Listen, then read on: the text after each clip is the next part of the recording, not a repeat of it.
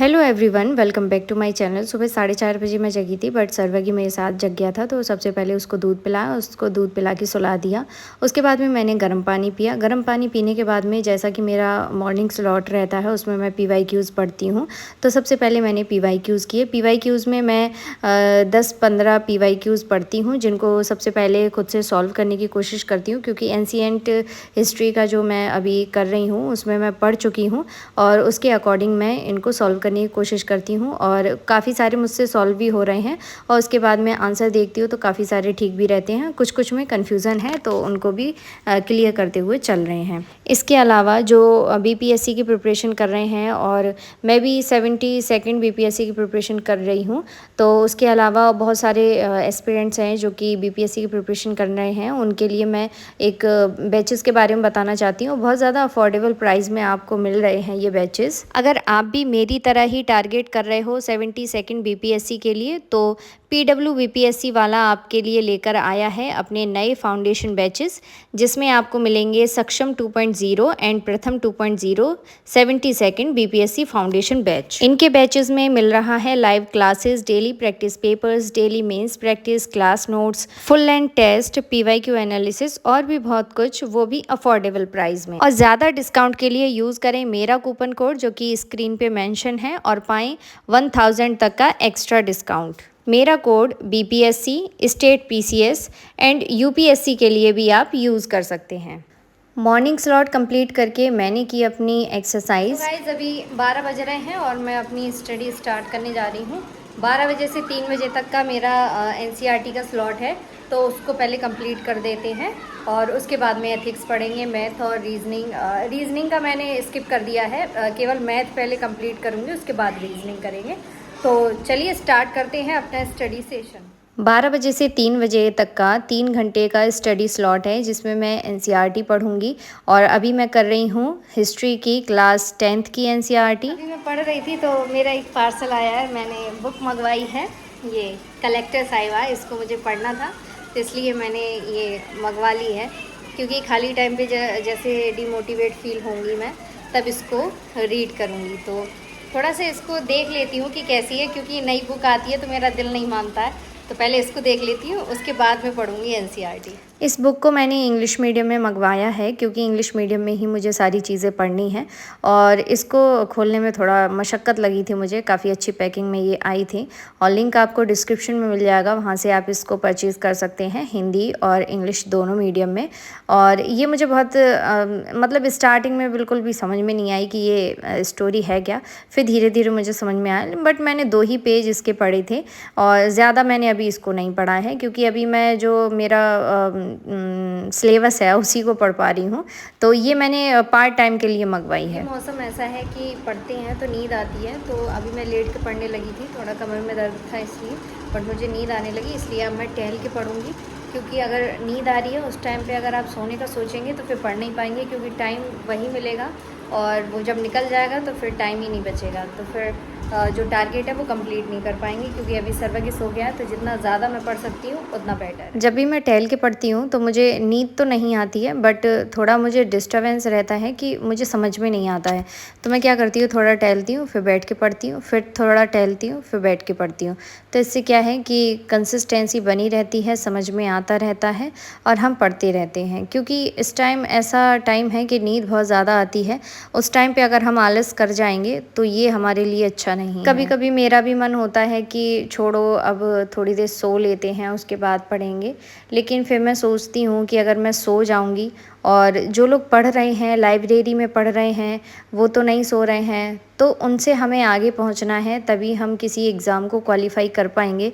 क्योंकि जो टॉप करने वाले बच्चे हैं वो लगातार पढ़ रहे हैं, और भी जो क्वालिफाई करेंगे नेक्स्ट ईयर वो लगातार पढ़ रहे हैं।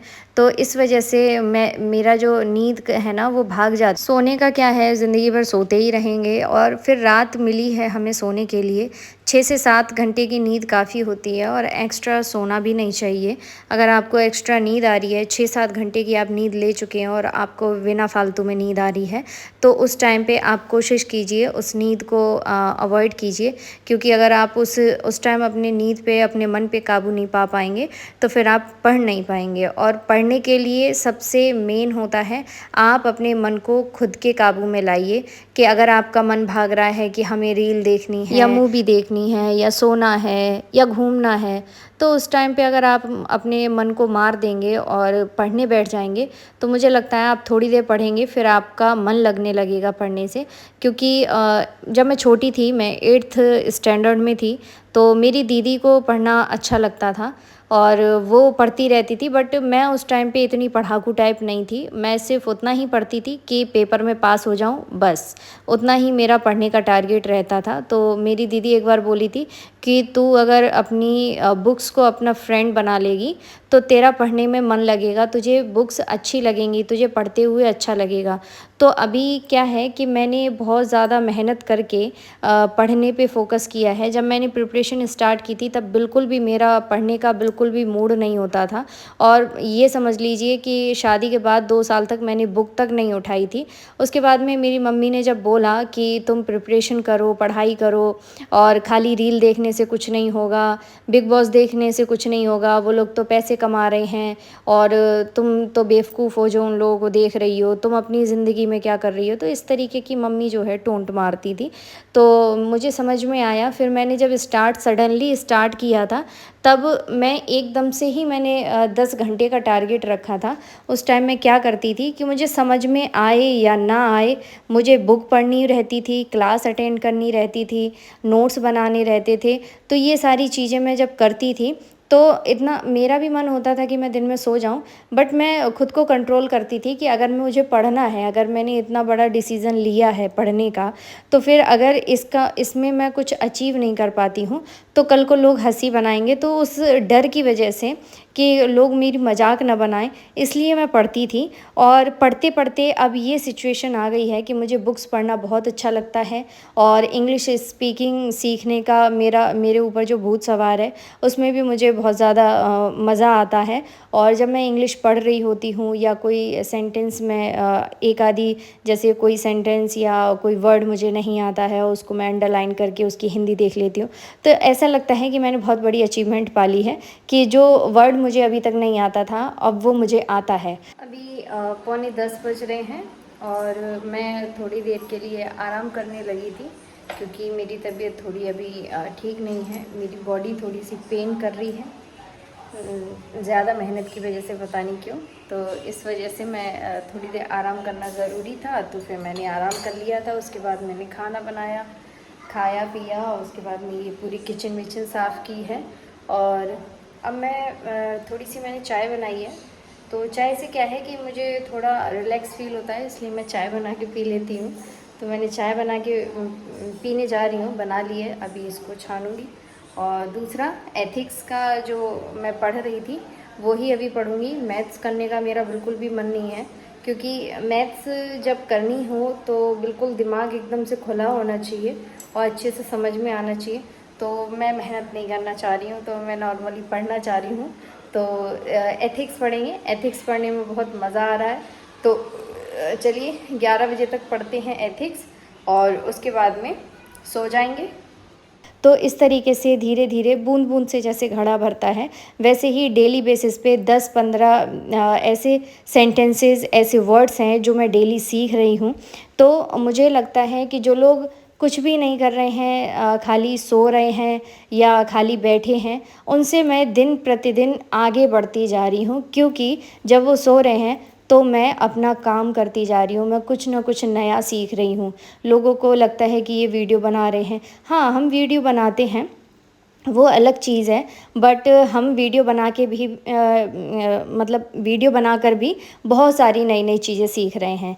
तो कंसिस्टेंसी भी बनी रहती है, आपको क्यूरियोसिटी बनी रहती है कि आपको ये करना है, आपको ये करना है। सेकंड ये है कि मैं अपनी वीडियो बनाने के लिए कोई भी स्क्रिप्ट तैयार नहीं करती हूँ, कोई भी एक्स्ट्रा एडिटिंग के दिमाग में नहीं लाती हूँ। नॉर्मल एडिटिंग करती हूँ, नॉर्मल जो मेरे थॉट्स होते हैं उन्हीं को आप लोगों तक पहुँचाती हूँ। तो मुझे वीडियो एडिटिंग करने में, वीडियो बनाने में एक्स्ट्रा टाइम नहीं लगता है। तो इस बात का भी मुझे बहुत ज़्यादा हैप्पीनेस रहती है कि मुझे स्क्रिप्ट नहीं तैयार करनी पड़ती है, जो कुछ भी है जेन्युइन है। तो इस तरीके से आप लोग मोटिवेट रहिए, आप लोग कोशिश कीजिए। हर दिन आप एक नई चीज़ सीख रहे हैं तो ये समझिए कि आप धीरे धीरे अपनी जो डेस्टिनी है उसकी तरफ आगे बढ़ रहे हैं। सो गाइस, अभी 12 बज गए हैं और मैंने एथिक्स की जो अपनी 3 यूनिट है जिसमें से 1 यूनिट कंप्लीट कर ली है। अब PYQs बचे हैं, जिसमें PYQs हैं, टेस्ट सीरीज़ का क्वेश्चन आंसर्स हैं, मॉडल आंसर्स हैं, केस स्टडी है, उसको पढ़ना है। वो मैं पढ़ूँगी कल। तो आज का सेशन बस इतना ही। मिलेंगे नेक्स्ट वीडियो में। सुबह 5 बजे से लेके रात में 12 बजे तक का ये रूटीन था मेरा, और क्या क्या मैंने पढ़ा वो भी मैंने आपके साथ शेयर किया है। PYQs पढ़े हैं मैंने, उसके बाद मैंने NCERT पढ़ी है, उसके बाद मैंने एथिक्स पढ़ी है, और करंट अफेयर की मैं जो क्लास लेती हूँ वो ली है।